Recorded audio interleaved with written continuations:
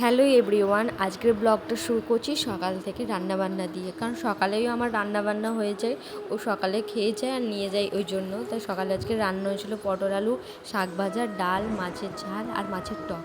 তারপরেই ঘর দুয়ার পরিষ্কার করে রান্নাঘরে সমস্ত বাসন ধুয়ে পরিষ্কার করে নিয়েছি। স্নান করে চলে আসার পর আমি আজকে শাড়ি পরলাম। শাড়ি পরলে বেশ ভালোই লাগে নিজেকে দেখতে।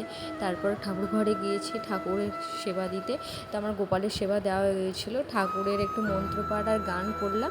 আচ্ছা, অনেকে হিন্দুদের ধর্ম নিয়ে আঘাত করে, তারা কি করে পারে একজন হিন্দু হয়ে আর ধর্মকে আঘাত করতে? আমি জানি না তারা কারা বা এরকম ধরনের কথা বলে। আমি কিছু আমরা কেউ বলার নয়। একজন যে উপরে বসে আছেন তিনিই বিচার করবেন কোনটা ঠিক আর কোনটা ভুল। তো তারপরে আমি গীতা বই প্রণাম করে নিলাম আর তুলসী পাতা ফুল দিয়ে প্রণাম করলাম, কারণ তুলসী পাতা আর ফুল দিয়ে প্রণাম করতে হয়। আজকের ব্লগটা এখানেই শেষ করছি। টাটা, সকলে ভালো থাকবেন। রাধে রাধে।